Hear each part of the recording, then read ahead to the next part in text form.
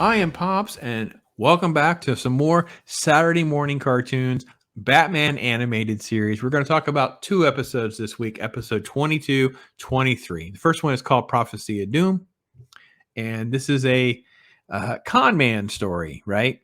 So the first part of this and the second part of this are sort of like not rogue gallery villains. So I thought this would be an interesting way of kind of lumping them together. The second one, episode 23, is called The Forgotten, which is about missing homeless people. Kind of a kidnapping story in a lot of ways. So this is a very interesting set of episodes that are kind of like stuck in between some of the other things. And I'm sorry if I'm disappointing you or I'm trying to say that like I think they're terrible episodes, because in comparison to a lot of content, they're not. But compared to Batman animated series, they're kind of like forgettable episodes. There's nothing that special about these two episodes. I'll give you a little bit of what I think are some of the positives and negatives with each one. First off, the story is very simplistic. It's his name is called Nostromos.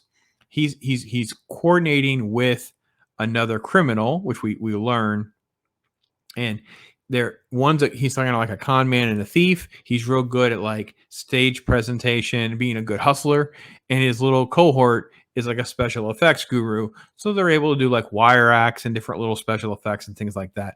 And they set the scene up where Bruce is there with a really close friend, the uber wealthy of Gotham, right?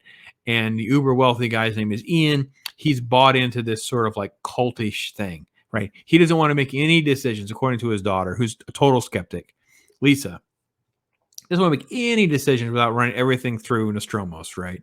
And Nostromos is totally a con man. You see where all of this is going before anything happens. That's kind of the tragedy of the story. There's really nothing interesting that's going to transpire because we know what's going to play out. And basically Bruce calls it, right? It's a bunch of cheap gimmicks. He knows there's a special effects guy. He knows all this. Well, there's an attempt on Bruce's life, right? They sabotage the elevator, and the elevator, of course, starts to careen down through the shaft. And of course, Batman emerges, and they have a little press release drop so that you can kind of know, oh, by the way, Bruce had gotten off the elevator. But reality was, I don't think any of that worked really well at all. It's almost like, well, obviously we know who Batman is now, because I don't know, it's way too forced of this is what we want to do. Oh, by the way, we forgot to explain away how you won't know who Batman is. So they snuck in this one little line. It's just not good enough. It doesn't have any weight to it, in my opinion. Anyway, Lisa is just not having it because Bruce pretends that he thinks that Nostromos' prediction about danger or whatever came true, because he wants to try to get close to this guy, which creates a rift with Lisa, who ends up getting in harm's way. And the special effects guy grabs her. So now you have a leverage issue, right? You have a thing where you start to unravel the plan of how they're going to put everything together, because the money has been entrusted to Ethan to control the fund, but then they create this chaos, this prediction. Obviously, the Nostromos is what they're shortening this. Obviously, he's faking predictions that he can make come true to hustle money, because once they convert the cash to gold, he can steal it. That was kind of their scheme before Batman got involved. And for the most part, when you got to the end and they have these like big planets swinging around or whatever, and Lisa's tied to the one where it's going to smash into her, it'll kill her. That's probably the best element of this episode. I felt like it was like a 1966 Batman. It was really good, especially because of Saturn. Saturn actually like comes across like it could decapitate somebody. But this is one of the first episodes that had some pretty shaky art at time. And I really hated Lucas. Lucas is a character who's drawn way too much like Harvey Dent in a couple of places. Didn't like that. So definitely one of the weakest episodes as far as execution goes. As far as animation's less impressive. The thing about this episode that carries it is the musical score. The intensity of the score in this episode is freaking fantastic. It's just a shame that it's not being complemented by the other elements. They definitely are pretty weak. So that leads me into why I pick up the second episode, and that's called The Forgotten. And I remembered this one. And this is one where Bruce is working with like the local mission group about helping homeless people. And he ends up just going undercover because a bunch of them are missing. And in the process, he gets jumped, hit over the head, and he has sort of a case of amnesia. And the problem with this episode is it was a contrived story about having commentary on the homeless crisis, right? Because when Bruce is trying to get his memories back, he has this hallucination of Bruce seeing a bunch of people with their hand out, giving them money or trying to help them, and then there's you can never do it. You can never do enough, right? The homeless crisis is so big, so great, whatever. The problem is this is really well, let me say this. The other thing they're going for is Bruce trying to solve a situation, escape a situation, and overcome, even though he doesn't have his memory, he doesn't know he's Batman, whatever. And that kind of comes out over the time. It's just an okay story. It's a fine filler story. It like I said, with the other one, it kind of gives us all a little break. It's something different. The animation, again, is also kind of uneven compared to some of the other episodes. The pacing of it is just very sluggish.